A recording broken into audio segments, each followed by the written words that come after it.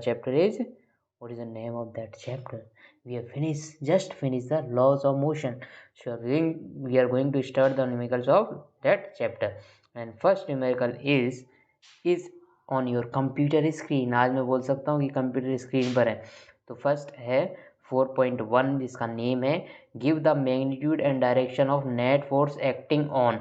अब इसने बात करी है नेट फोर्स की, ये बात याद रखना. इसने इंडिविजुअल फोर्स नहीं पूछे किसी पर भी, इसने पूछे नेट फोर्स. तो सबसे पहला फोर्स पूछा गया है drop of rain falling down with constant speed. अच्छा जी, एक कांस्टेंट स्पीड से एक रेन कर रही है फॉल. ठीक है, एक रेन फॉल कर रही है, ऐसे नीचे की डायरेक्शन में गिर रही है. ये है अपनी ड्रॉप. तो भाई नीचे गिर रही है और किससे गिर रही है? कांस्टेंट वेलोसिटी से. वेलोसिटी इसकी कांस्टेंट है. इसका मतलब क्या हुआ? इसका एक्सेलरेशन क्या है? इसका एक्सेलरेशन क्या हो गया? जीरो. क्योंकि यदि वेलोसिटी कांस्टेंट तो एक्सेलरेशन जीरो हो गया ना, क्योंकि एक्सेलरेशन क्या होता है? Final velocity minus initial velocity upon time. तो फाइनल वेलोसिटी कितनी है? v. इनिशियल वेलोसिटी कितनी है? v. और टाइम कितना भी लगता रहे ये जीरो ही आएगी, क्योंकि वेलोसिटी कांस्टेंट है, चेंज नहीं हो रही. तो भाई एक्सेलरेशन हो गया जीरो इस केस में. यदि एक्सेलरेशन जीरो हो गया तो फादर इक्वल्स टू माँ, फादर और मदर मेरे लिए इक्वल है, लोग ऐसा बोलते हैं ना. तो भाई F equals to m a से नेट फोर्स, यदि इसको और क्लियरली लिखते हैं तो F net equals to mass into acceleration, ये होता है फॉर्मूला. ठीक है, F net equals to mass into acceleration. इस केस में देखो एक्सेलरेशन जीरो हो गया. यदि एक्सेलरेशन जीरो हो गया तो F नेट कितना होगा इस ड्रॉप पर? जीरो. जीरो एक्चुअली में हो क्या रहा होगा कि इस पर फोर्स तो लग रहे होंगे दो फोर्स.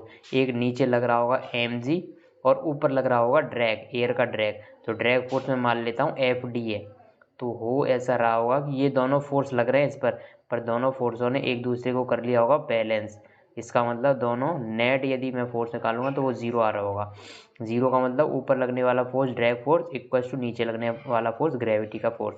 ये दोनों इक्वल हो गए होंगे, ऐसा हो रहा होगा. लेकिन नेट फोर्स कितना हो गया होगा इस पर? जीरो. यदि नेट फोर्स जीरो हो गया मतलब इसका एक्सेलरेशन जीरो था. इससे यही तो पता चल रहा है कि नेट फोर्स जीरो होगा. और इसने यही पूछा है कि नेट फोर्स किस केस में आपको बताना है. तो इस केस में आप क्या बता दोगे? इसका नेट फोर्स जीरो. ठीक है, नेट फोर्स इसमें जीरो लगेगा. तो फर्स्ट क्वेश्चन का आंसर हो जाएगा zero. Now we will see the next question. Question number B, part B of this question. A cork of mass 10 kg floating on a water. अच्छा जी, ये water है आपका, ये रहा वाटर, ये रहा वाटर, ये रहा वाटर. इसके ऊपर एक कॉर्क है भाई, कॉर्क है. ठीक है, कॉर्क ऐसे यहाँ पे फ्लोट कर रहा है, फ्लोट कर रहा है. इसका मतलब इस पे सारे फोर्स बैलेंस है. यदि इस पे फोर्स बैलेंस नहीं होते तो ये नीचे जाता है, या तो यदि ऊपर वाले फोर्स कोई होता है इसके पास और वो ज़्यादा होता तो ऊपर जा रहा. लेकिन ये बैलेंस है इसमें. इसका मास भी दे रखा है 10 ग्राम है. 10 ग्राम का ये है जो इस पर. तो इस पर नेट फोर्स की बात करें तो इस पर एक नीचे लग रहा होगा mg. ठीक है, और ऊपर की डायरेक्शन में लग रहा होगा इस पर buoyant force FB. Buoyant force, उत्प्लावक बल जिसको बोलते हैं, बायोंट फोर्स. बायोंट फोर्स इस पर लग रहा होगा. और इस पर साथ साथ में लग रहा होगा कौन कौन सा? Gravity force. ये दोनों आपस में एक दूसरे को कर रहे होंगे बैलेंस. यदि बैलेंस नहीं करते, mg मतलब ग्रेविटी की वैल्यू ज़्यादा होती, तो ये पानी के अंदर घुस रहा होता उस टाइम पर. लेकिन ये पानी के अंदर नहीं जा रहा है, ये पानी पर फ्लोट कर रहा है. मतलब इस पर फोर्स बैलेंस है, मतलब इस पर नेट फोर्स कितना है? जीरो. तो भाई इस पर भी नेट फोर्स जीरो हो गया, क्योंकि ऊपर लगने वाला फोर्स इक्वल टू नीचे लगने वाला फोर्स, मतलब नेट फोर्स इसमें जीरो हो गए. सेकंड का आंसर भी जीरो. थर्ड, इसका मतलब सी पार्ट देखते. अ काइट स्किलफुली नहीं, skillfully held stationary in the sky. आप हो वो स्किल मैन, आप हो, आपके अंदर हैं वो स्किल्स. कौन सी वाली स्किल्स? जिसमें आप काइट को एक पूरे डिस्टेंस पे जाके आप उसको कांस्टेंट रख लेते हो. काइट को एक जगह पे जाके कांस्टेंट रख लेते हो, वो स्किल आपके अंदर है. तो वो यदि स्किल आपके अंदर है, मतलब किसी जगह पे यदि काइट स्टेशनरी है, यदि काइट स्टेशनरी है तो मतलब वहाँ पर नेट फोर्स कितने होंगे? जीरो. अच्छा, मैं हर बार आपको बोल रहा हूँ नेट फोर्स जीरो है. इसका मतलब ये नहीं उसमें कोई फोर्स नहीं होगा. फोर्स तो उसमें हो सकता है बहुत सारे लग रहे हो, लेकिन इस तरह से फोर्स लग रहे हैं कि नेट जो इनका मैग्नीट्यूड आ रहा है वो जीरो आ रहा है. नेट मैग्नीट्यूड जीरो आ रहा है, क्योंकि एक काइट किसी डिस्टेंस पे जाके स्टेशनरी है. यदि इस पर कोई फोर्स होता, मतलब उसका किसी ना किसी डायरेक्शन में एक्सेलरेशन होता, या तो उसकी डायरेक्शन चेंज हो रही होती, क्योंकि फोर्स की वजह से आता है एक्सेलरेशन. और एक्सेलरेशन किस वजह से आ सकता है? वेलोसिटी की चेंज होने की वजह से. और वेलोसिटी दो तरह से चेंज हो सकती है, या तो उसका मैग्नीट्यूड चेंज हो रहा हो, या तो उसका डायरेक्शन चेंज हो रहा हो, या तो फिर ये दोनों एक साथ चेंज हो रहे हैं. या तो फिर मैग्नीट्यूड और डायरेक्शन दोनों ही एक साथ चेंज हो रहे हैं। ये 3 केसेस हो सकते हैं जो कि अपन ने सर्कुलर मोशन में देखे हैं कि जब मोशन हो रहा होता है तो वहाँ पर क्या क्या होता है। एक तो उसके हो सकता है टेंजेंशियल वेलोसिटी चेंज हो, तो टेंजेंशियल वेलोसिटी चेंज होने की वजह से टेंजेंशियल एक्सेलेरेशन आता है जो होता है AT, टेंजेंशियल एक्सेलेरेशन। एक एक्सेलेरेशन तो हमेशा ही आता है सेंट्रीपिटल एक्सेलेरेशन AC, ये हमेशा ही आएगा क्योंकि वेलोसिटी की डायरेक्शन तो हमेशा सर्कुलर मोशन में हर पॉइंट पर चेंज हो रही होती है। तो मतलब दो तरह के एक्सेलेरेशन होते हैं, डायरेक्शन की वजह से या तो उसके मैग्नीट्यूड की वजह से। तो यहाँ पर देखो ना तो डायरेक्शन चेंज हो रही है, काइट एक जगह पे स्टेशनरी है, ना तो डायरेक्शन चेंज हो रही है और ना ही उसकी वेलोसिटी चेंज हो रही है क्योंकि वो एक जगह पे रुकी हुई है, तो वेलोसिटी तो ज़ीरो हो गई। तो उस केस में भी नेट फोर्स ज़ीरो हो जाएगा। लेकिन जो काइट है अपनी, ये मान लेता हूँ ये काइट है आपकी, यह काइट है जी, इस काइट पे फोर्स तो लग रहे होंगे। एक तो इस धागे में टेंशन लग रहा होगा, एक इसमें ड्रैग फोर्स लग रहा होगा, एक इसमें नीचे mg भी लग रहा होगा, और इस तरह से और भी फोर्सेज हो सकते हैं इस पर लग रहे हो। लेकिन फोर्स कुछ इस तरह से हैं कि नेट फोर्स उस पॉइंट ऑफ टाइम पर, उस जस्ट पॉइंट ऑफ टाइम पर नेट फोर्स ज़ीरो हो गए, तभी एक जगह पे ये स्टेशनरी रखी हुई है। एफ नेट कितने हो गए, ज़ीरो। तो ये थर्ड का आंसर भी हो जाएगा zero. Fourth, a car moving with A constant velocity of 30 kilometre per hour on A rough road. अच्छा जी, रफ रोड पर एक कार चल रही है भाई। जब कार चलेगी, जब कार चलेगी भाइयों मेरे प्यारे दोस्तों, तो आगे की डायरेक्शन में एक फोर्स लगेगा जो कौन सप्लाई करेगा भाई, इंजन। इंजन इसको आगे की डायरेक्शन में एक फोर्स अप्लाई करेगा। और इंजन कैसे करेगा वो सारा आप आईसी इंजन जब देखोगे आगे ग्रेजुएशन में आ गई थी, आपने मैकेनिकल इंजीनियरिंग करी, मैं तो आपको बहुत डिटेल में बता सकता हूँ इसको कि आईसी इंजन से कैसे वर्क, क्योंकि मेरी ब्रांच मैकेनिकल इंजीनियरिंग ही है, तो मुझे तो पता है कि आईसी इंजन से कैसे सप्लाई होता है। लेकिन आप फिलहाल ये समझ लो कि आइस मतलब अपन फ्यूल देते हैं और फ्यूल फाइनली उसको रोटेशन मोशन देता है टायर्स को, जिसकी वजह से टायर मूव करते हैं, मतलब आगे डायरेक्शन में फोर्स मिलता है। लेकिन इस पर एक फोर्स कैसा होगा, चारों टायरों पे फोर्स लग रहा होगा, पीछे की डायरेक्शन में कौन सा, फ्रिक्शन। और कुछ इस तरह से फोर्स होंगे कि दोनों एक दूसरे को बैलेंस कर रहे होंगे। यदि बैलेंस कर रहे होंगे तभी ये कांस्टेंट वेलोसिटी से चल रही है, तभी ये कांस्टेंट वेलोसिटी से चल रही है। मतलब वेलोसिटी कांस्टेंट मतलब एक्सेलरेशन किसका कितना है इस पॉइंट पर, ज़ीरो। यदि एक्सेलरेशन ज़ीरो है इसका मतलब इस पर नेट फोर्स कितना होगा इस पॉइंट ऑफ टाइम पे, ज़ीरो। मैंने आपको पहले ही बताया नेट फोर्स मतलब एक्सेलरेशन आ रहा है, और एक्सेलरेशन दो वजह से आ सकता है। एक्सेलरेशन आ सकता है वेलोसिटी के चेंज होने की वजह से। वेलोसिटी दो तरीके से चेंज हो सकती है, और उसको क्लियरली बोलें तो तीन तरीके से। या तो वेलोसिटी कैसे चेंज हो सकती है कि स्पीड चेंज हो, मतलब वेलोसिटी का मैग्नीट्यूड चेंज हो। दूसरा, वेलोसिटी की डायरेक्शन चेंज हो। तीसरा, दोनों चेंज हो एक साथ, मैग्नीट्यूड की डायरेक्शन भी चेंज हो रही हो और उसका मैग्नीट्यूड भी चेंज हो। तो इस तरह से आ सकता है। लेकिन इस केस में क्योंकि कांस्टेंट वेलोसिटी मतलब एक्सेलरेशन जीरो, और एक्सेलरेशन जीरो हो रहेगा, मतलब आप समझ गए इसमें net force zero. Last part, a high speed electron in space far from all material object and free of electric and magnetic field. अच्छा जी, अच्छा। एक हाई स्पीड इलेक्ट्रॉन है, ठीक है, high speed electron in space far from all material object, कोई भी material object वहाँ पर नहीं है, मतलब वहाँ पर ग्रेविटी कितनी हो जाएगी, force due to gravity is zero. क्योंकि इसके पास में कोई मटेरियल ऑब्जेक्ट होता तो ग्रेविटेशनल फोर्स लगता है, इसकी वैल्यू होती G m1m2/r²। एम यहाँ पर क्या होता है, एक इलेक्ट्रॉन का मास, और दूसरा एम क्या होता है, जो भी मटेरियल ऑब्जेक्ट इसके पास में होता वो उसका मास, इसकी वजह से ग्रेविटी आपस में लगती है। लेकिन इसने बोल दिया कि वहाँ पर कोई मटेरियल नहीं, मतलब ग्रेविटेशनल फोर्स नहीं लगेगा। अच्छा, इलेक्ट्रिक या मैग्नेटिक फील्ड होते तब भी इस पर फोर्स ऑब्जेक्ट पे लगता, मतलब इलेक्ट्रॉन जो होता है इलेक्ट्रिक और मैग्नेटिक फील्ड की वजह से डिफ्लेक्ट होता है। आगे जाके आप पढ़ने वाले हो 12th क्लास में, आप इसको बहुत अच्छी तरह से पढ़ोगे कि इलेक्ट्रॉन का इलेक्ट्रिक फील्ड में और मैग्नेटिक फील्ड में कौन कौन से फोर्स होते हैं। इलेक्ट्रिक फील्ड वाला तो आपको अभी भी समझ में आ रहा होगा कि इलेक्ट्रोस्टैटिक एक फोर्स होता है वो लग सकता था। और मैग्नेटिक फील्ड में भी इलेक्ट्रॉन में क्या चेंज आता है आपको पता चलेगा, इसकी डायरेक्शन चेंज होती है जब मैग्नेटिक फील्ड में ये जा रहा होता है, मतलब वहाँ पर भी एक फोर्स लग रहा होता है, ईवीवी, जो अपन आगे देखने वाले। तो मतलब ये सारे फोर्सेस ने कर दिए ज़ीरो, मतलब उस इलेक्ट्रॉन पर नेट फोर्स कितना हो जाएगा इस केस में, ये भी ज़ीरो हो जाएगा। नेट फोर्स ये भी जीरो हो सकता है क्योंकि इस पर कौन कौन सी पॉसिबिलिटी है, या तो ग्रेविटी लगती, तो ग्रेविटी लग नहीं सकती क्योंकि far from all material object, यदि कोई भी मटेरियल ऑब्जेक्ट उसके आसपास नहीं, मतलब ग्रेविटी की पॉसिबिलिटी इसने जीरो कर दी। और free from electric and magnetic field, मतलब इलेक्ट्रिक और मैग्नेटिक फील्ड भी नहीं लग सकते, तो इस पर भी नेट फोर्स क्या हो जाएगा, ज़ीरो। नेक्स्ट क्वेश्चन है, a pebble of mass 0.05 kg is thrown vertically upward. Give the direction and magnitude of net force on pebble during its upward motion. अच्छा, आपके हाथ में, ये आपका हाथ है जी, ये मैंने हाथ बना दिया। आपके हाथ में ये पेबल है, पत्थर है, ये इतनी बड़ी स्ट्रिंग कैसे बन गई? ये छोटा सा पत्थर, और ये आपने ऊपर फेंका। ये आपने क्या किया? ऊपर फेंका। मेरे हाथ में कोई पत्थर है, मैं इसको ऊपर फेंकूँ, ठीक है? ये पत्थर है, पत्थर ये रहा, पत्थर ये रहा, पत्थर ये पत्थर नहीं है, ये तो पेन ड्राइव है। इसको मैं ऊपर फेंक रहा हूँ, ठीक है? तो ऊपर जब फेंक रहा हूँ, ये पत्थर जा रहा है, तो भाई हो क्या रहा है इसके साथ कि धीरे धीरे ऊपर जाएगा, एक मैक्सिमम हाइट तक पहुँचेगा, उसके बाद ही नीचे आना स्टार्ट कर देगा। ऐसे क्वेश्चन अपन बहुत सारे कर चुके हैं मोशन अंडर ग्रेविटी के अंडर। मोशन अंडर ग्रेविटी जब पढ़ा था तो ऐसे क्वेश्चन बहुत सारे किए थे। तो आप ये बताओ, जब ये ऊपर जा रहा होगा तो इस पर कौन सी नेट फोर्स लग रही होगी? मैंने बताया था, जब मोशन अंडर ग्रेविटी बताया था, कि ये पूरा का पूरा मोशन हो रहा है अंडर द ग्रेविटी, मतलब इसमें सिर्फ और सिर्फ ग्रेविटेशनल फोर्स लग रही है, क्योंकि सिर्फ एक एक्सीलरेशन है यहाँ पर, एक्सीलरेशन ड्यू टू ग्रेविटी का। क्या कोई और एक्सीलरेशन देखा था उस टाइम पर? नहीं, मतलब इसमें सिर्फ एक ही एक्सीलरेशन लग रहा है, जी। मतलब ऊपर जाने के, जब ये ऊपर जा रहा है उस टाइम ड्यूरेशन में सिर्फ और सिर्फ इस पर कौन सा फोर्स लग रहा होगा?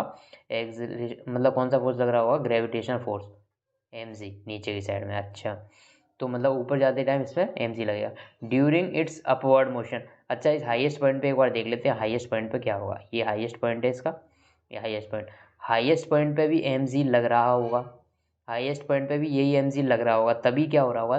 देखो, इनिशियली तो आपने फोर्स प्रोवाइड कर दिया इसको, लेकिन एम जी इसको लगातार खींचता जा रहा है नीचे की डायरेक्शन में, तभी तो ये इसकी वेलोसिटी कम होती जा रही है, क्योंकि एम जी नीचे लग रहा है। आपने इनिशियल फोर्स दे के कुछ इसको फेंक दिया, आपने जैसे ही फोर्स दिया वो फोर्स तो गया, अब ये एम जी लगना स्टार्ट हो गया। आपने जो फोर्स की वजह से आपने जो इनिशियल वेलोसिटी इसको दे दी, जो आपने इनिशियल वेलोसिटी दे दी, तो एम जी क्या कर रहा है? उस वेलोसिटी को धीरे धीरे कम करता जा रहा है, कम करता जा रहा है, कम।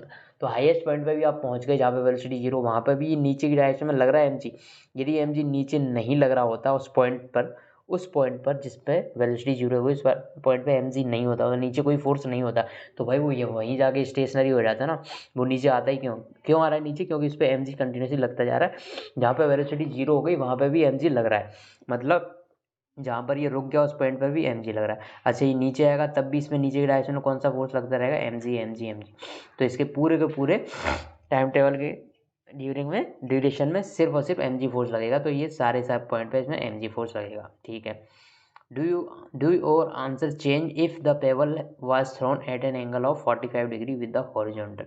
ये अब आपसे पूछ रहा है कि आप इस पत्थर को सीधा ऊपर की डायरेक्शन में ना फेंक के हॉरिजॉन्टल से 45 डिग्री के एंगल पे फेंक दे, हॉरिजॉन्टल से 45 डिग्री के एंगल पे इनिशियल वेलोसिटी फेंक से, तब क्या आपके आंसर में चेंज आता? क्या तब आपके हाईएस्ट पॉइंट पर ऊपर जाने के ड्यूरेशन में, नीचे आने की ड्यूरेशन में, क्या तब इस पर कोई दूसरा फोर्स लगता? तो देखो, इसने बोला है आपसे, क्लियर कट क्वेश्चन में लिखा हुआ है कि आपको एयर ड्रैग नेगलेक्ट करना है, ऐसा बोला है भाई। नेगलेक्ट एयर ड्रैग, मतलब आप एयर ड्रैग नहीं लेना। यदि एयर ड्रैग होता भाई, एयर ड्रैग होता मतलब इस डायरेक्शन से हवा चल रही होती, तो हवा क्या करती? इस पर पीछे की डायरेक्शन में कोई फोर्स लगाती, तो इसलिए इसने पहले ही बोल दिया कि एयर ड्रैग आपको नहीं लेना, मतलब वहाँ पर एयर है ही नहीं, ऐसा मान के चलना, ठीक है? यदि आपने ऐसा मान लिया तो इसको ऊपर जब फेंकते हैं पैराबोलिक मोशन में, जो अपन ने देखा था, तो पैराबोलिक मोशन भी क्या होता है? Motion under gravity. Parabolic motion भी क्या होता है? Motion under gravity. यदि इसमें एक्स डायरेक्शन में कोई भी फोर्स नहीं है, तो सिर्फ और सिर्फ कौन सा फोर्स बचता है? वाई डायरेक्शन का फोर्स। तो सिर्फ और सिर्फ कौन सा फोर्स बचता है? Y direction force. तभी तो आपने देखा है कि इसकी एक्स डायरेक्शन की वेलोसिटी, यदि ये वेलोसिटी u है तो ये u cos थीटा, यदि इनिशियल वेलोसिटी एक्स डायरेक्शन में u cos थीटा है, तो वो किसी भी पॉइंट पर चेंज नहीं होती है। एंड में जब ये पत्थर गिर भी जाएगा ना, तब भी इसकी लास्ट में वेलोसिटी u cos थीटा ही रहेगी, लेकिन वाई डायरेक्शन की वेलोसिटी कंटिन्यूसली चेंज होती जाती है। हाईएस्ट पॉइंट पे जब पहुंचता है तो वेलोसिटी जीरो होती है, जब नीचे आता है तो फिर वेलोसिटी बढ़ना स्टार्ट होती है। जितनी इनिशियल वाई डायरेक्शन में इसकी वेलोसिटी थी, मतलब u sin थीटा, उतनी ही फाइनल पॉइंट पे भी वाई डायरेक्शन वेलोसिटी होती है, बस डायरेक्शन चेंज हो जाती है। ये आपने मेरे सारे लेक्चर यदि देख रखे हैं अब तक के, तो ये तो हलवा है आपके लिए, हलवा, धुआं धुआं कर दोगे आप। तो u sin थीटा नीचे डायरेक्शन में लग जाएगा, बस लास्ट में ये हो जाता है, मतलब वाई डायरेक्शन में फोर्स होता है, लेकिन एक्स डायरेक्शन में कोई भी फोर्स नहीं होता। और इसने आपको बोल ही दिया कि एयर ड्रैग भी आपको क्या करना है? नेगलेक्ट करना है जी। एयर ड्रैग भी नेगलेक्ट करना है, तो आपको आ गया मजा, ठीक है? नेक्स्ट क्वेश्चन देख लेते हैं। 2 क्वेश्चन हो गए यहाँ से। Give the magnitude and direction of net force acting on a stone of mass 0.1 kg just after it is dropped from the window of a stationary train. अच्छा जी, अच्छा अच्छा अच्छा, ये एक ट्रेन है। कहाँ की ट्रेन? ये रही ट्रेन। और ये आप इस विंडो से बाहर की तरफ झाँक रहे हो और एक पत्थर आपने नीचे की डायरेक्शन में फेंक दिया। पत्थर आपने नीचे की डायरेक्शन में फेंक दिया, ड्रॉप किया, ड्रॉप कर दिया, ठीक है। Give the magnitude and direction of net force acting on the stone. आपको मैग्नीट्यूड और डायरेक्शन बताना है जो उस पेबल पे, उस पत्थर पे लगेगा जो आपने स्टेशनरी ट्रेन की विंडो से फेंका है। तो बताओ आप इस पे कौन सा फोर्स लग रहा है? सिर्फ और सिर्फ इस पे लग रहा है mg। इस पे कौन सा फोर्स लग रहा है? mg। तो m कितना है इसका? 0.1 g acceleration due to gravity. यदि इसने दिया है तो ठीक है, नहीं दिया है तो 9.8 लेंगे, और दिया हुआ है 10 तो 10 लोगे तो यहाँ से इस पर नेट फोर्स लगेगा 1 न्यूटन का। और डायरेक्शन क्या होगी इसकी? ऐसे नीचे की डायरेक्शन, मतलब माइनस जे कैप की डायरेक्शन में ये फोर्स लगेगा, ठीक है। Part 1, just after it is dropped from the window of train running at constant velocity of 36 kilometre per hour. अच्छा, just after it is dropped from a window of train running at a constant velocity of 36 kilometre per hour. अब ये train stationery नहीं है, ये भी चल रही है किसी वेलोसिटी से, 36 किलोमीटर पर आवर से, 36 किलोमीटर पर आवर से। तो इसका कोई एक्सेलरेशन है क्या? नहीं, इसका एक्सेलरेशन जीरो है क्योंकि कांस्टेंट वेलोसिटी चल रही है। तो ये बताओ, जब इसको ड्रॉप करेंगे, जब इस विंडो से ड्रॉप करेंगे, तो पहले ये मैं पूछना चाहूँगा कि जब आप जस्ट ड्रॉप कर रहे हो उस टाइम पे इसकी वेलोसिटी किस डायरेक्शन में होगी? ये अपन ने क्वेश्चन नीट में आया हुआ क्वेश्चन है प्रीवियस ईयर का, जो मैंने आपको सॉल्व ही कराया था वेलोसिटी वाला, लेकिन यहाँ पे वेलोसिटी की बात नहीं हो रही, पर मैं आपको थोड़ा याद कराना चाह रहा हूँ। क्या तुम्हें याद है? बोलो। हाँ, मुझे याद है वाला वाला बोलना पड़ेगा आप। तो देखो, जब इसी को जस्ट ड्रॉप करोगे ना, तो यहाँ पर एक वेलोसिटी एक्स डायरेक्शन में होगी उस पत्थर की, initial velocity 36 kilometre per our होगी कि नहीं? बोलो। एक वेलोसिटी इसमें होगी और इनिशियल वेलोसिटी वाई डायरेक्शन में कितनी होगी? 0। तो मैं इसको लिखूँ यू वाई इक्वल टू 0, लेकिन इसकी एक्स डायरेक्शन में वेलोसिटी होगी u x equal to 36 kilometre per hour. जो ट्रेन की वेलोसिटी होगी वो इसकी वेलोसिटी होगी एक्स डायरेक्शन में। याद है? याद है? ऐसा क्वेश्चन नहीं भी याद है तो अभी याद कर लो। जस्ट ट्रेन से आप यदि इसको ड्रॉप कर रहे हो तो जिस टाइम पे छोड़ोगे इसको, तो इसकी इनिशियल वेलोसिटी कितनी होगी? एक्स डायरेक्शन जितनी ट्रेन की वेलोसिटी है जस्ट छोड़ते टाइम, तो ये 36 किलोमीटर पर आवर। और नीचे डायरेक्शन में, वाई डायरेक्शन में तो कोई वेलोसिटी है नहीं, जस्ट ड्रॉप किया है आपने, जस्ट ड्रॉप किया है तो वाई डायरेक्शन में कोई वेलोसिटी नहीं। यदि वाई डायरेक्शन में ऐसे फेंकते कुछ इनिशियल वेलोसिटी थी तो आपको बता देगा कि वाई डायरेक्शन में आपने किसी वेलोसिटी फेंका, हो सकता है नीचे की डायरेक्शन में फेंका, हो सकता है ऊपर की डायरेक्शन। तो आपको क्लियर कर बताएगा कि इतनी वेलोसिटी से वाई डायरेक्शन में फेंका है, तो आपको वाई डायरेक्शन की वेलोसिटी कंसीडर करनी पड़ेगी। हो सकता है वो पॉजिटिव वाई में हो या नेगेटिव वाई में हो, वो आपको बता देगा कि आपने ऊपर की डायरेक्शन फेंका या नीचे की, तो आप वो कंसीडर करते हैं यू वाई, मतलब initial velocity in y direction. और initial velocity in x direction क्या होगी? जो ट्रेन की वेलोसिटी है वो। समझ गया? कोई दिक्कत आपको नहीं होनी चाहिए। लेकिन यहाँ पर बात वेलोसिटी की नहीं हो रही, यहाँ पे फोर्स की बात हो रही है। तो भाइयों, जब इसने ड्रॉप कर दिया, ट्रेन ट्रेन में हो, ट्रेन से जस्ट ड्रॉप कर दिया, तो इस पर सिर्फ और सिर्फ कौन सा फोर्स लगेगा? mg। सिर्फ और सिर्फ कौन सा फोर्स लगेगा? mg। फोर्स की बात हो रही है यहाँ पर, फोर्स की बात हो रही है यहाँ पर। तो फोर्स इस पर mg लगेगा, जो पहले आया था वही अब आएगा, 1 न्यूटन इन माइनस जे डायरेक्शन। सेकेंड पार्ट का आंसर है। Third part, just after it is dropped from the window of train accelerating with 1 metre पर सेकेंड स्क्वायर। एक ट्रेन है जो कांस्टेंट वेलोसिटी से ना चल के किसी एक्सेलरेशन से चल रही है, और एक्सेलरेशन की वैल्यू है 1 मीटर पर सेकेंड स्क्वायर। यदि उस ट्रेन से इसको ड्रॉप करोगे पत्थर को, तो क्या हो जाएगा जी? तो भी कुछ नहीं होगा, इस पर यही फोर्स लगेगा mg, इस पर यही फोर्स लगेगा mg।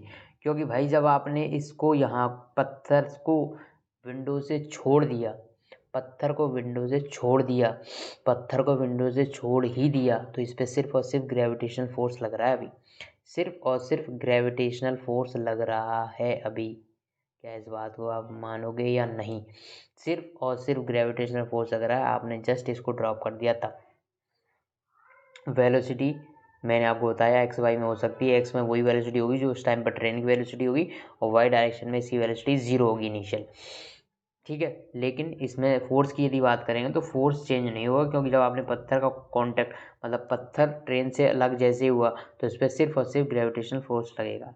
Last part, lying on the floor of train which is accelerating with 1 meter per second square, the stone being at rest relative to the train। अच्छा, अब आपको बताना है कि इस पे जब फोर्स कितना लगेगा, यदि यदि ये ट्रेन के फ्लोर पे रखा हुआ है, ये ट्रेन का फ्लोर है, यहाँ पर यदि ये रखा हुआ है भाई, तो यहाँ पे इस पे रखा हुआ है, और आप कहाँ से देखोगे, आपको पता है, आप देखोगे बाहर से, बाहर के फ्रेम से, तो इस पे लगेगा F इक्वल टू एम ए।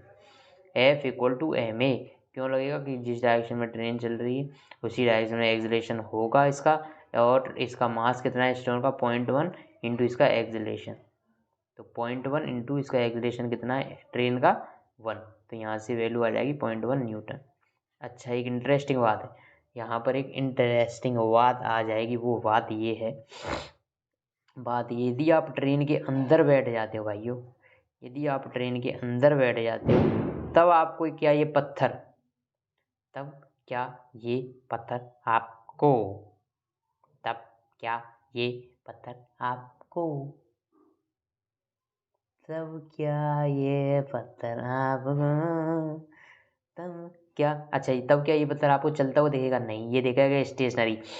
आप किस फ्रेम में आ गए हो अब, नॉन इनर्शियल फ्रेम में, because train also have some acceleration. यदि आप ऐसे फ्रेम के अंदर चले जाते हो जिसमें एक्सेलरेशन, बोलो बोलो बोलो, जिसमें एक्सेलरेशन होता है कुछ ना कुछ, तो उसको बोलते हैं नॉन इनर्शियल फ्रेम। अब इस फ्रेम में बैठ गए, तो आप यदि इस क्वेश्चन को सॉल्व करना चाहोगे तो भाई इस पर क्या लगेगा, एक सूडो फोर्स एम ए, याद है ना, सूडो फोर्स लगेगा इस पर एम ए, सूडो फोर्स लगेगा इस पर m a, F equal to m a, पता है ना, F equal to m a. अच्छा, ये यहाँ पर बैलेंस क्यों हो रहा होगा, ये बैलेंस क्यों हो रहा होगा, ट्रेन इसके रेस्पेक्ट में जा रही है आगे, तो ट्रेन पे फ्रिक्शन लगेगा पीछे, और ये ट्रेन के रिस्पेक्ट में पीछे छूट रहा होगा तो इस पर फ्रिक्शन लगेगा आगे, और ये ट्रेन के फ्लोर पे इसलिए स्टेशनरी है क्योंकि आगे का फ्रिक्शन और पीछे का कौन सा फोर्स, सूडो फोर्स, आपस में एक दूसरे को बैलेंस कर लेंगे, दोनों एक दूसरे को बैलेंस कर लेंगे, इसीलिए ये यहाँ पे पड़ा हुआ होगा, इसीलिए आप देखो, इसीलिए ये ट्रेन के अंदर चल नहीं रहा है। लेकिन यदि आपको कोई मेंशन नहीं किया हुआ तो आपको अपने आप को कहाँ मानना है, ट्रेन से बाहर ग्राउंड पे खड़े हुए आप। यदि आपको फ्रेम ऑफ रेफरेंस के बारे में कुछ नहीं बोला है, इसका मतलब आप ग्राउंड पे खड़े हुए हो। यदि आप ग्राउंड पे खड़े हुए देख रहे हो तो उस पर कौन सा फोर्स लगा रहा है, सिक्के पे सिर्फ और सिर्फ एम ए, जिस एक्सलेशन से ट्रेन जा रही है उसी एक्सलेशन से सिक्का भी जा रहा है, मतलब फोर्स कितना लगेगा उस पर, नेट फोर्स एम इंटू ए। लेकिन अंदर बैठ जाओगे तो सिचुएशन कुछ अलग हो जाएगी, दोनों को आप स्टेशनरी हो गया, आप सिक्का सिक्का भी स्टेशनरी होगा, अंदर जाने, यदि आप ट्रेन के अंदर ही बैठ गए नॉन इनर्शियल फ्रेम में, तो सिक्का चल थोड़ी रहा है वहाँ पर, सिक्का तो स्टेशनरी है, तो फिर आपको सोचना पड़ेगा यार ये स्टेशनरी कैसे, ऐसे इस पर कौन से फोर्स लग रहे हैं। तो मैंने आपको सूडो फोर्स का कॉन्सेप्ट होता है, सूडो फोर्स किसी भी बॉडी पे किधर लगता है, जिस डायरेक्शन में एक्सेलरेशन हो रहा होता है उसके अपोजिट डायरेक्शन में लगता है, ठीक है। और उसकी वैल्यू क्या होती है, मास, उस बॉडी का, जिस बॉडी पे सूडो फोर्स निकालना है उसका मास, मतलब सिक्के का mass into acceleration of what, acceleration of that frame. तो फ्रेम यहाँ पर कौन सी हो जाएगी, ट्रेन, तो ट्रेन का एक्सेलरेशन आगे, तो सूडो फोर्स पीछे लगेगा। और क्योंकि सूडो फोर्स पीछे लग रहा है, यदि भाई यदि ट्रेन के अंदर कोई फ्रिक्शन नहीं होता, ट्रेन की सरफेस के और सिक्के के बीच में कोई फ्रिक्शन नहीं होता, ट्रेन की सरफेस और सिक्के के बीच में कोई फ्रिक्शन नहीं होता, तो सिक्का पीछे चला जाता और दीवार से टकरा जाता, पीछे की डायरेक्शन में जिस डायरेक्शन में ट्रेन जा रही है उसके अपोजिट डायरेक्शन में चलने लग जाता और वो दीवार से टकरा जाता। लेकिन वहाँ पे फ्रिक्शन है तो फ्रिक्शन अपोजिट डायरेक्शन में आके उसको बैलेंस कर रहा है, इसीलिए वो सिक्का ज़मीन पर पड़ा हुआ है। बहुत ज़्यादा बातें नहीं हो गई क्या, लेकिन आपको इस फोर्स का आंसर देना कितना है, लास्ट वाले पार्ट का आंसर देना कितना है, F equals to m a. क्योंकि जब भी आपको कुछ भी चीज़ मेंशन नहीं हो तो मतलब आपको जाना है इनर्शियल फ्रेम में ही जाना है, मतलब जिसका एक्सेलरेशन 0 वहीं से मोशन को ऑब्जर्व करना है। मतलब आप धरती से खड़े होगे सिक्के के मोशन को देखोगे तो आपको पता चलेगा कि सिक्का एक्सेलरेशन से आगे जा रहा है, तो इस पर फोर्स कितना लगेगा, मास इंटू एक्सेलरेशन। कुछ ज़्यादा बातें नहीं बतानी मैंने। नेक्स्ट क्वेश्चन, ये बहुत मज़ेदार क्वेश्चन है। यहाँ से आपका एक कॉन्सेप्ट क्लियर होगा। हालांकि ये नीट में आ चुका है क्वेश्चन, मैं करा भी चुका हूँ इसको मैं पहले का लास्ट वाला जो चैप्टर था ना, लास्ट वाला चैप्टर मोशन इन प्लेन, उसी के साथ मैंने करा दिया था, क्योंकि मैंने सर्कुलर मोशन जो था उसी के साथ पढ़ा दिया था, मोशन इन प्लेन में ही पढ़ा दिया था। तो ये सर्कुलर मोशन का ही क्वेश्चन है और इसी से रिलेटेड है और अच्छा question. One end of string length L is connected to a particle of mass M. अच्छा, ये एक स्ट्रिंग है, इसकी लेंथ एल है, ठीक है, एक मास एम का पार्टिकल इससे यहाँ पर कनेक्टेड है, स्मॉल पे टू स्मॉल। अच्छा, इसको रखा हुआ है एक हॉरिजॉन्टल टेबल पे, एक टेबल पे एक स्ट्रिंग को मास से कनेक्ट करके, जैसे मान लो ये मेरे हाथ टेबल है, ये मान लो कि एक स्ट्रिंग है और यहाँ पर कोई मास मैंने लटका दिया और इसको ऐसे घुमा रहा हूँ, मैं ऐसे घुमा रहा हूँ horizontal surface. If the particle move in a circle with speed of v। अच्छा, v स्पीड से घूम रहा है, the net force on particle towards the centre is. अच्छा, towards the centre net force की बात करिए तो आप तुरंत सोच लोगे यदि आप नॉन इनर्शियल फ्रेम से सोचोगे, मतलब आप इस पे ही बैठ गए, अब आपने क्या किया, आप इसके ऊपर ही बैठ गए, तो नॉन इनर्शियल फ्रेम हो गया, क्योंकि भाई ये मास एम तो रोटेट क्या कर रहा है, सर्कुलर मोशन, और सर्कुलर मोशन कैसा होता है, इसमें एक्सेलरेशन होता है, तो आप एक्सीलरेटेड फ्रेम में बैठ गए, मतलब नॉन इनर्शियल फ्रेम में बैठ गए। तो नॉन इनर्शियल फ्रेम में आप बैठ जाओगे तो आपको होता है अंदर तो टेंशन है ही, तभी तो ये बाहर नहीं जा रहा, अंदर टेंशन है ना, टेंशन इसको खींच के बैठी है। लेकिन आप इस फ्रेम पे बैठ गए तो आपको बाहर की डायरेक्शन में एक फोर्स लगेगा mv²/r, सर्कुलर मोशन में देख लिया अपन। अच्छा, यदि ये हटा दो, सेंट्रीफ्यूगल फोर्स नहीं लग रहा, तब अपन क्या करते थे, मतलब बाहर से इस मोशन को ऑब्जर्व करते थे, बाहर से मतलब ग्राउंड से मतलब एक्सलेशन जीरो, किसका, रेफरेंस का, मेरा, मैं जो देख रहा हूँ ना इसका, तो मेरा एक्सलेशन कितना है, जीरो। तो ग्राउंड से आप ऑब्जर्व करोगे तो आपको लगेगा कि यार ये सेंटर की साइड में कोई फोर्स है, किसी भी चीज़ को एक सर्कुलर मोशन में चलने के लिए एक सेंटर की तरफ कोई फोर्स चाहिए, किसी भी चीज़ को सर्कुलर मोशन में कंस्टेंट मोशन कर रहा है तो भाई सेंटर की तरफ कोई फोर्स होनी चाहिए। यदि सेंटर की तरफ कोई फोर्स नहीं हुई तो मास एम तो बाहर भाग जाएगा ना, मतलब सेंटर की डायरेक्शन में कुछ ना कुछ फोर्स है, वो फोर्स इसमें सर्कुलर मोशन में कौन प्रोवाइड करेगा, टेंशन फोर्स। तो अभी नेट फोर्स जो सेंटर की तरफ लग रही है वो कौन सी फोर्स है, टेंशन फोर्स। आप बोलोगे कि नहीं, सेंटर की तरफ लगने वाली फोर्स है सेंट्रीपिटल फोर्स, जिसकी वैल्यू होती है mv²/r। यदि आपने ऐसा जैसे ही सोचा तो आप नेट फोर्स की वैल्यू लिख दोगे सेंटर की तरफ T+mv²/r, और आपका आंसर हो जाएगा गलत। और आपने इस फ्रेम पे बैठ के सोच लिया तो आप सोचोगे mv²/r इधर लग जाएगा, तो नेट फोर्स हो जाएगी सेंटर की तरफ T-mv²/r। दोनों ही आंसर गलत हैं, एफ नेट ये मान लो गया, दोनों ही आंसर गलत है। क्यों गलत है, सेंटर की तरफ लगने वाली नेट फोर्स ही अपने को सेंट्रीपिटल फोर्स देती है, नहीं समझे, सेंटर की तरफ लगने वाली नेट फोर्स ही अपने को सेंट्रीपिटल फोर्स देती है। ये अपन ने कॉन्सेप्ट जब पढ़ा था तब भी मैंने बताया था कि सेंटर की तरफ लगने वाली नेट फोर्स ही सेंट्रीपिटल फोर्स बन जाती है, सेंटर की तरफ लगने वाली नेट फोर्स ही सेंट्रीपिटल फोर्स बन जाती है, मतलब mv²/r का कोई रोल नहीं है यहाँ पर। नेट फोर्स जो भी सेंटर की तरफ लग रही होती है वही सेंट्रीपिटल फोर्स बन जाती है। तो नेट फोर्स इस केस में लग कितनी रही है, सिर्फ और सिर्फ टेंशन, यही सेंट्रीपिटल फोर्स बन जाती है। यदि कोई पूछ ले कि नेट फोर्स सेंटर की तरफ कितनी है तो आंसर दोगे टेंशन टी, या फिर एफ नेट टुवार्ड सेंटर के आंसर दो हो सकते हैं, या तो टी बोल दो या फिर इसी को बोलोगे या तो mv²/r, क्योंकि ये दोनों वैल्यू इक्वल होती है। नेट फोर्स जो सेंटर की तरफ लगती है ना वही सेंट्रीपिटल फोर्स बन जाती, तो नेट फोर्स सेंटर की तरफ लगती कितनी है, टी, इसी को अपन बोल देते हैं कि ये mv²/l के इक्वल है। समझ गए, दो फोर्स लगती नहीं है, जो भी नेट सेंटर की तरफ फोर्स लगेगी, यदि मान लो इस पर सेंटर की तरफ कोई और भी फोर्स लग रही होती तो वो दोनों मिलके, यदि कोई एफ फोर्स और लग रही होती तो F+T = mv²/r बोलता मैं, क्योंकि नेट सेंटर की तरफ लगने वाली फोर्स को ही मैं क्या बोलता हूँ, सेंट्रीपिटल फोर्स। ये बात समझ में आई।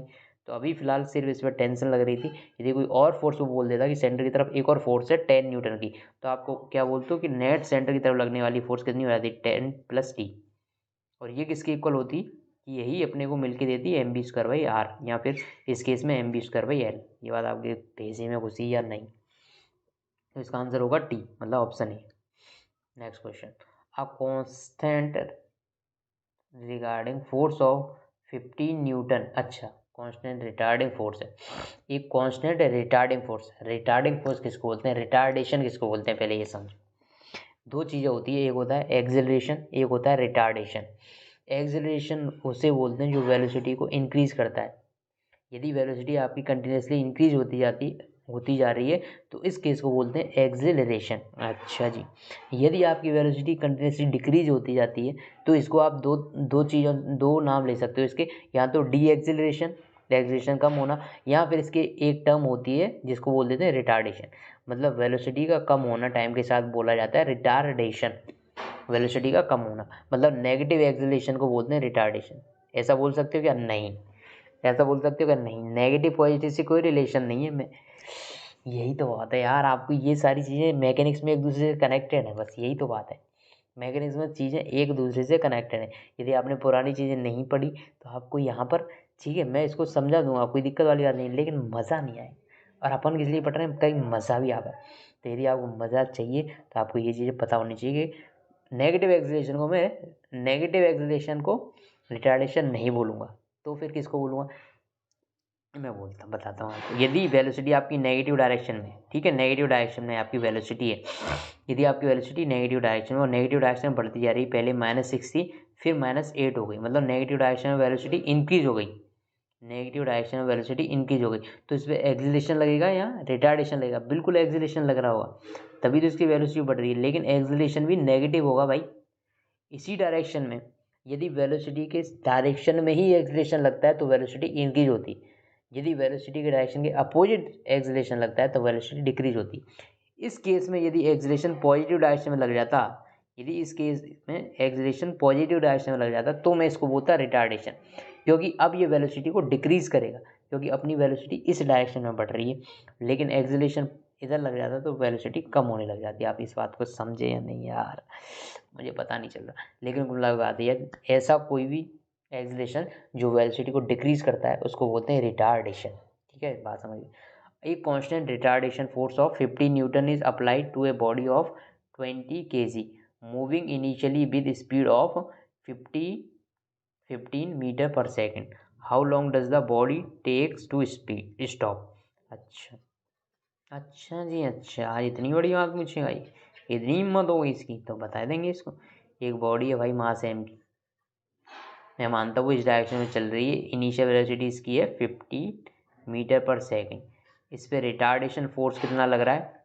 F लग रहा है 50 न्यूटन का। तो यहाँ से एक्सेलरेशन निकाल सकते हो, F=ma। कितना एक्सेलरेशन है? 50। मास कितना है इस बॉडी का? 20। एक्सेलरेशन कितना आ जाएगा? 2.5, लेकिन माइनस साइन के साथ। क्यों? क्योंकि वेलोसिटी मैंने मानी है इसकी पॉजिटिव डायरेक्शन में, और फोर्स कैसा लग रहा है? Retarding force. तो एक्सेलरेशन कैसा हो जाएगा? रिटार्डिंग। जितना जिस टाइप का फोर्स होगा उसी टाइप का मतलब एक्सेलरेशन होगा ना। तो फोर्स यदि वेलोसिटी कम कर रहा है मतलब एक्सेलरेशन वेलोसिटी को कम कर रहा होगा। Force equals to m a, force equals to m a. यदि फोर्स रिटार्डिंग है मतलब एक्सेलरेशन रिटार्डिंग होगा, मतलब वेलोसिटी को कम कर रहा होगा। तो वेलोसिटी मैंने मानी पॉजिटिव डायरेक्शन में, तो एक्सेलरेशन लग रहा होगा नेगेटिव डायरेक्शन में। कितना? -2.5। ठीक है जी। और एक्सेलरेशन की वैल्यू क्या है? कांस्टेंट है, कांस्टेंट है ना, एक्सेलरेशन वेरी थोड़ी कर रहा है। रिटार्डिंग फोर्स तो कांस्टेंट लग रहा है ना 50 न्यूटन का। यदि 50 न्यूटन का कांस्टेंट फोर्स लग रहा है, एक्सेलरेशन कांस्टेंट है, तो मोशन के तीनों इक्वेशन आप लगा सकते हो। v=u+at, s=ut+12at² and v²u²+2as। How long does the body takes to stop? अच्छा, आपको कौन सी इक्वेशन लगानी चाहिए ये आपको सोचना पड़ेगा।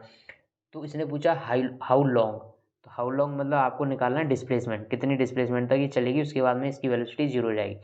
यदि आपको इनिशियल वेलोसिटी, डिस्प्लेसमेंट और टाइम, इनिशियल वेलोसिटी, डिस्प्लेसमेंट और टाइम, यदि इनमें रिलेशन दे रखा होता तो आप लगाते सेकंड इक्वेशन, लेकिन यहाँ पर टाइम की कोई बात नहीं करी गई। तो टाइम की कोई बात ही नहीं हुई तो सिर्फ अपने पास एक ही इक्वेशन बचती है, सिर्फ अपने पास एक इक्वेशन बचती है जिसमें टाइम की कोई बात नहीं होती, वो है थर्ड इक्वेशन। बाकी फर्स्ट और सेकंड दोनों में टाइम की बात होती है। तो थर्ड इक्वेशन क्या होती है? v² = u² + 2as। क्योंकि मुझे पता है कि बॉडी को रुकना है एंड में जाके, तो फाइनल वेलोसिटी तो 0 हो जाएगी।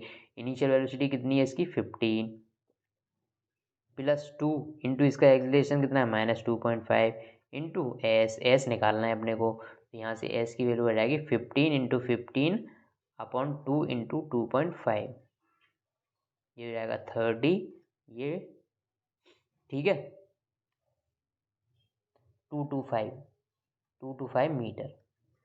आप ऐसे आंसर इजीली निकाल सकते हो, इसमें कोई दिक्कत नहीं। तो ये 225 मीटर तक चलेगी, उसके बाद में रुक जाएगी।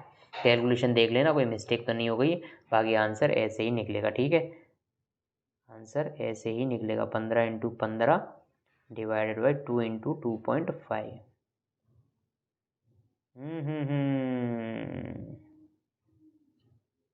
इसमें मिस्टेक हो गई भाई, 45 आ रहा है आंसर। आंसर निकाल देना। देखो इसमें कैलकुलेशन वगैरह मैंने थोड़ी गलत कर दी यहाँ पे कि 25 3 या 75 होता है, 15 थोड़ी होता है, तो ये गलत हो गया। 45 मीटर आ रहा है आंसर, लेकिन ठीक है ना, आपको समझ आ गया ना, कैलकुलेशन तो ईजी कर सकते हो, इसमें कोई दिक्कत नहीं। Next question, a constant force acting on a body of mass 3 kg changes it speed from this to this. अच्छा, आप देख सकते हो स्पीड क्या हो रही है, इंक्रीज। स्पीड इंक्रीज होने का मतलब है जिस डायरेक्शन में आपकी स्पीड है, एक्सेलरेशन की डायरेक्शन भी वही होगी, एक्सेलरेशन की डायरेक्शन भी वही होगी, तभी उसकी स्पीड इंक्रीज हो रही है। यदि वेलोसिटी की डायरेक्शन से नेगेटिव डायरेक्शन में एक्सेलरेशन होता तो स्पीड डिक्रीज होती, आपको बोला है कांस्टेंट फोर्स लग रहा है, मतलब एक्सेलरेशन कांस्टेंट है वहाँ पर। ठीक है ठीक है ठीक है। और कितने टाइम में वेलोसिटी चेंज हो रही है 25 सेकंड में। तो क्या आप यहाँ से एक्सेलरेशन निकाल सकते हो? बिल्कुल निकाल सकते हो। एक्सेलरेशन होता है dv/dt, यहाँ पे मैं बोलूँ v2 - v1/t2 - t1। तो फाइनल वेलोसिटी कितनी हो गई भाई 3.5, इनिशियल वेलोसिटी 2 अपॉन टाइम कितना लग रहा है वेलोसिटी चेंज होने में 25 सेकंड का। तो यहाँ से जो आ जाएगी 1.5/25 मीटर पर सेकंड स्क्वेयर, ये हो जाएगा 3/50 मीटर पर सेकंड स्क्वायर। ये आ गई एक्सेलरेशन की वैल्यू। एक्सेलरेशन उसी डायरेक्शन में होगा जिस डायरेक्शन में वेलोसिटी है, क्योंकि वेलोसिटी बढ़ती जा रही है टाइम के साथ। आपको निकालना क्या है, what is the magnitude and direction of force. अच्छा जी, मैग्नीट्यूड बताना है आपको, मैग्नीट्यूड।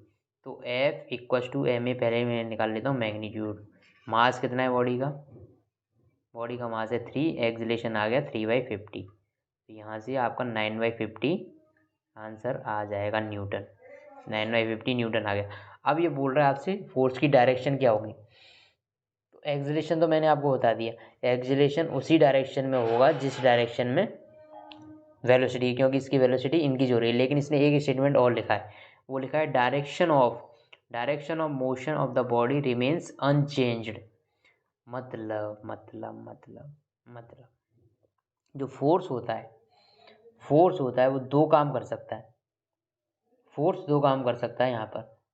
यहाँ पर की बात हो रही है। एक्सेलरेशन से दो काम अपन जनरली कराते हैं, या तो स्पीड में चेंज हो जाएगा या फिर उसकी डायरेक्शन चेंज हो जाएगा। सर्कुलर मोशन में जो एक्सेलरेशन होते हैं दो टाइप के होते हैं, एक सेंट्रीपिटल एक्सेलरेशन और एक होता है टेंजेंशियल एक्सेलरेशन। एक सेंट्रीपिटल और एक टेंजेंशियल। तो सेंट्रीपिटल एक्सेलरेशन होता है वो किस वजह से आता है, डायरेक्शन चेंज होने की वजह से, और जो टेंजेंशियल एक्सेलरेशन आता है वो आता है वेलोसिटी की मैग्नीट्यूड चेंज होने की वजह से। तो उसने बोल दिया कि डायरेक्शन चेंज नहीं हो रहा है, मतलब डायरेक्शन चेंज नहीं हो रहा, तो सिर्फ और सिर्फ क्या चेंज हो रहा होगा, मैग्नीट्यूड। और मैग्नीट्यूड मैंने आपको बता ही दिया कि मैग्नीट्यूड वेलोसिटी का इंक्रीज हो रहा है। यदि मैग्नीट्यूड इंक्रीज हो रहा है तो जिस डायरेक्शन में आपकी वेलोसिटी इंक्रीज हो रही है, फोर्स उसी डायरेक्शन में लग रहा होगा। फोर्स की डायरेक्शन कौन सी होगी, जिस डायरेक्शन में इस वेलोसिटी की डायरेक्शन है।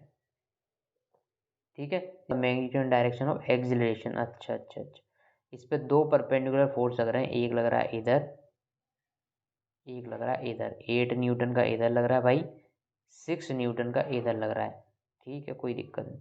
तो नेट फोर्स आप बताइए, आपको इधर कहीं आएगा।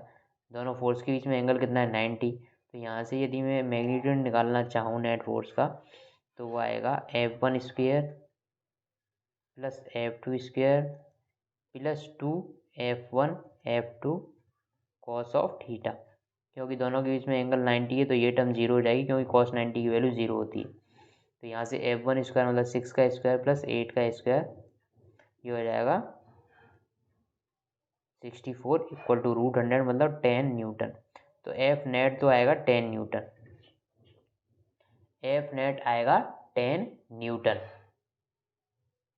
ठीक है, नेट फोर्स आएगा इस पर 10 न्यूटन, F नेट आएगा 10 न्यूटन। यदि F नेट यदि आपका आ गया तो मास इंटू एक्सीलरेशन होता है F नेट होता है मास इंटू एक्सीलरेशन। तो यहाँ से आपका मास दे रखा है, F नेट की वैल्यू 10 आ गई और मास कितना है आपका 5, तो यहाँ से एक्सीलरेशन क्या आएगा 2 मीटर पर सेकेंड स्क्वायर। और एक्सीलरेशन की वही डायरेक्शन है जो फोर्स की डायरेक्शन, तो फोर्स की डायरेक्शन देख लें। नेट फोर्स की डायरेक्शन यदि आपको देखनी हो तो आपको पता है वेक्टर में शिफ्टिंग अलाउड होती है, तो इसको यहाँ फेंक दो, इसको यहाँ लेके आ जाओ, तो ये टेन थीटा आप निकाल सकते हो। Tan theta equals to perpendicular upon base, perpendicular कितना है इसका 6, क्योंकि इसको इधर शिफ्ट किया है ना आपने जस्ट, अपॉन 8, ये हो जाएगा 2 3 या 6, 2 4 या 8। टेन थीटा यदि 3/4 है, अरे बच्चा तो 3 4 5, एंगल कितना आता है 37, तो थीटा की वैल्यू कितनी आ गई 37। अब याद रखना, आप याद रखना थीटा ये आया है, ये आया थीटा मतलब ये 37, तो आपको क्लियर कट लिखना पड़ेगा एंगल फ्रॉम किससे, ये डायरेक्शन किससे 8 न्यूटन के फोर्स से 37 डिग्री के एंगल पे एक्सीलरेशन की डायरेक्शन होगी, क्योंकि नेट फोर्स की डायरेक्शन है वही एक्सीलरेशन की डायरेक्शन होगी। तो नेट फोर्स की डायरेक्शन आपने देख ली कि यहाँ से 37 डिग्री के एंगल पे, तो आपको लिखना पड़ेगा कि एक्सीलरेशन 8 न्यूटन के फोर्स से 37 डिग्री के एंगल पर लग रहा होगा एंटी क्लॉकवाइज डायरेक्शन में। ठीक है, यदि आपको 6 न्यूटन के फोर्स से वो पूछ लेता तो आपको बोलना पड़ता कि 6 न्यूटन के फोर्स से 53 डिग्री के एंगल पर नेट एक्सीलरेशन की डायरेक्शन होगी, आपको क्लियर कट बताना पड़ेगा। Next question, a driver of 3-wheeler moving with a speed of 36 km per hour sees a child standing in the middle of the road and bring his vehicle to rest in 4 seconds, just in time to save the child. What is the average retarding force on the vehicle? The mass of 3-wheeler is 400 kg and mass of driver is 65 kg। तो इसका total mass हुआ कितना, क्योंकि driver तो भाई 3-wheeler के अंदर ही बैठा होगा ना, तो टोटल इसका मास हो जाएगा 465 kg। टोटल मास ये हो गया। अच्छा, ये 3-wheeler था भाई, ये 3-wheeler मैं मान लेता हूँ 3-wheeler। चलो ऐसा बना देते, आगे एक टायर पीछे 2 टायर। ठीक है, ये 3-wheeler है आपका, ये 3-wheeler ऑटो है, और भाई ये चल रहा है इनिशियली 36 किलोमीटर पर आवर से, किलोमीटर पर आवर से। तो किलोमीटर पर आवर को यदि मीटर पर सेकंड में बदलना हो तो क्या करना होता है 5/18 का मल्टीप्लाई, तो ये आ जाएगी इसकी स्पीड 10 मीटर पर सेकंड। तो भाई ये ऑटो वाला 10 मीटर पर सेकंड की स्पीड से चल रहा था इनिशियली। फिर इसने क्या किया कि एक बच्चा देखा कि बीच रोड पे खड़ा हुआ है, तो इसको ब्रेक मारने पड़े, नहीं तो बच्चे के साथ एक्सीडेंट हो जाता। तो इसने ब्रेक लगाए, तो क्या हुआ कि 4 सेकंड में इसका ऑटो रेस्ट पर आ गया। ठीक है, रेस्ट पर आ गया। तो पहले आपको क्या चाहिए, इसका निकालना क्या है, what is the average retardation force. तो रिटार्डेशन फोर्स कैसे निकालोगे, F equals to mass into acceleration. नहीं, यहाँ पर एक्सीलरेशन नहीं होगा, ये होगा रिटार्डेशन, या इसको बोलूँ डी एक्सीलरेशन, क्योंकि इसकी वेलोसिटी कम हो रही होगी, मतलब एक्सीलरेशन नेगेटिव होगा। समझ गया, जैसा अभी पहले देख चुके। तो अपने को निकालना है इसका क्या ए की वैल्यू निकालनी। तो इनिशियल, तो आपको ए की वैल्यू कैसे निकालोगे, फाइनल वेलोसिटी इस बच्चे के पास आने से पहले 4 सेकंड में इसने 0 कर ली, मतलब फाइनल वेलोसिटी 0। इनिशियल वेलोसिटी इसकी कितनी है 10, ये होने में टाइम कितना लगा 4 सेकंड का इसने बोला, वेलोसिटी कम होने में इतना। तो यहाँ से -2.5 यही आना चाहिए था माइनस में, क्योंकि ये रिटार्डेशन है। तो यहाँ से रिटार्डेशन फोर्स की वैल्यू आएगी, इसका मास कितना है 465 इंटू इसका एक्सीलरेशन 2.5। अच्छा, आप सोचोगे कि मैंने माइनस हटा दिया, ये आप मल्टीप्लाई करने यही इसका आंसर होगा, लेकिन मैं कॉन्सेप्ट आपको यहाँ पे बताना चलूँ।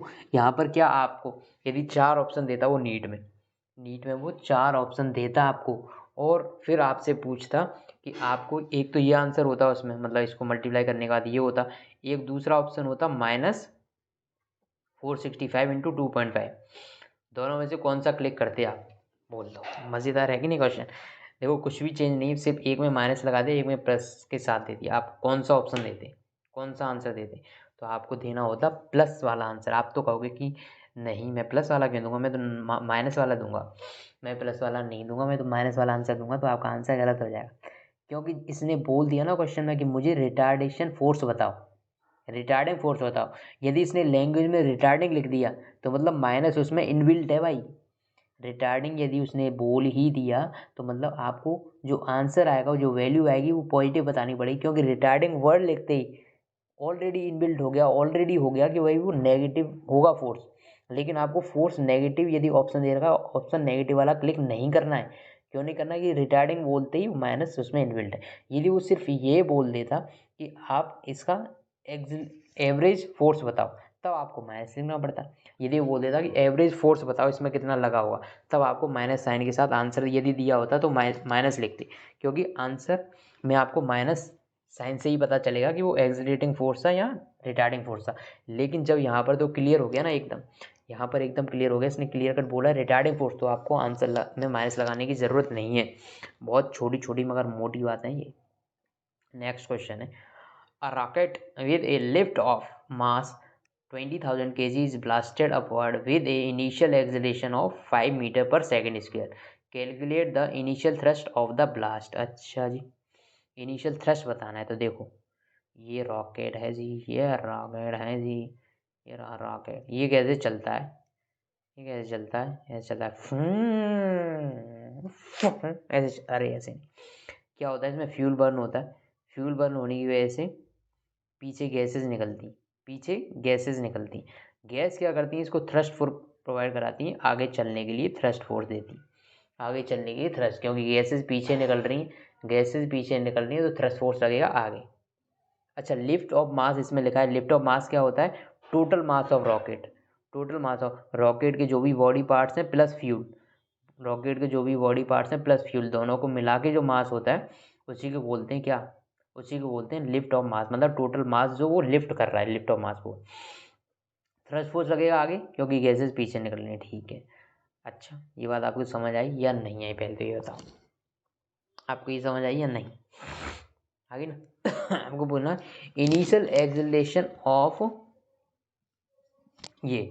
तो यहाँ पर एक फोर्स कितना, ये तो लगेगा, साथ साथ में ये ऊपर मूव कर रहा है तो इसमें एक ग्रेविटी भी लग रही होगी नीचे, और उसकी वैल्यू होगी mg।